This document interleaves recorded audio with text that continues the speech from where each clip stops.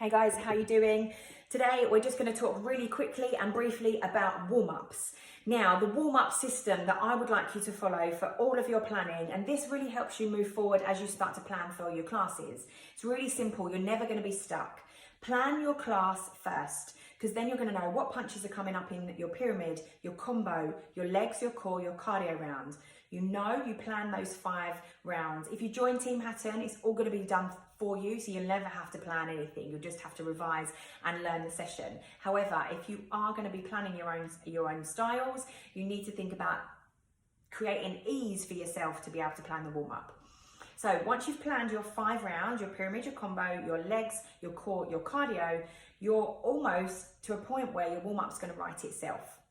Now the warm-up is going to be in 30-second blocks. There are examples of session plans within your learning, so again, take some time to have a proper look at those.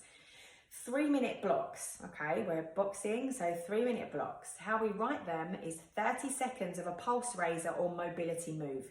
Now, depending on what I use on the live courses, depending on what your education is, on mobility and movement of joints, remember what your PE teacher used to get you to do. The open and the closing of the gaze, the shoulder circles, the rotation or the side bends of your back. They're mobility movements. Pulse raiser is going to be something like a jog or a skip, okay? So you're going to select something like that. You're going to select a pulse raiser or mobility movement, depending on what your preference is, and you're going to do that for 30 seconds. Now you're the coach, so you're going to coach that movement. You're going to tell them what to do, and you're going to make them do it better. After that 30 seconds is gone, your next 30-second block is going to be shadow boxing. Now it would make sense to introduce the punches that you're going to do in your round.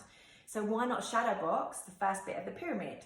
Say for instance, your first section of the pyramid is 2 to 10 straight punches. So in the first 30-second boxing section of your warm-up, shadow boxing, punching fresh air, you're going to go for 2 straight shots, pause. 4 straight shots, pause. And you're just going to watch and observe. You don't need to teach them anything at this point, but you can just do simple reminders that this is slow, controlled technique. And then once you get to 10, they move quicker. You can do that for 30 seconds. That's a minute gone. Then you go back to your mobility pulse raiser. It can be the same or it can be different. 30 seconds gone. Your next section is your next block of shadow boxing. So that can be minute 1 of your combination round. Say for instance, minute 1 is jab, jab, cross. And then you'll get them to take a step to the dominant side as you're going to in your round. Jab, jab, cross. Watch them move for 30 seconds so you know what to work on when it comes into the round when you've got your pads on. So that's 2 minutes gone.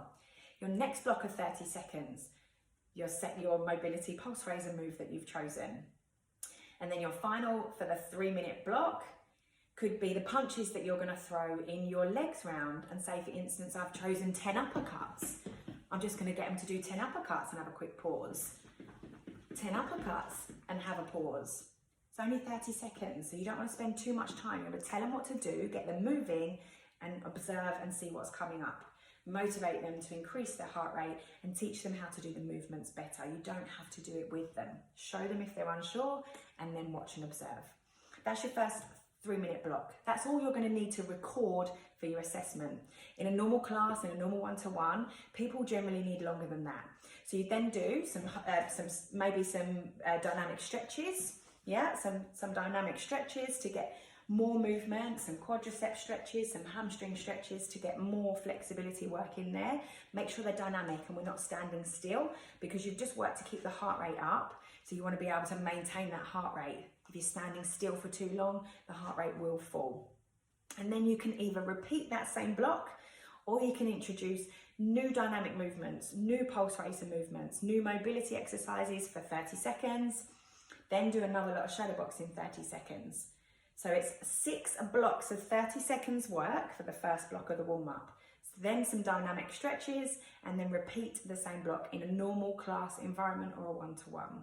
For your assessment video, you're only going to do 1 of those. So just for the warm-up, it makes sense to introduce the punches that you've got planned. So by planning your session first, enables you for the warm-up to write itself, and then all you have to come up with is the mobility, the dynamic stretches, and the pulse raising activity. Make sure you teach those pulse raising activities well. So if you're not sure how to do a lunge, a squat, a push-up, a squat jump, a burpee, a tuck jump, please go and make sure that you do some research on how you teach them forward as well. Have fun with the warm-ups, but keep it really simple. 30-second blocks, and keep them rotating in between mobility pulse raiser and the shadow boxing that's coming up in your rounds. Have fun with it.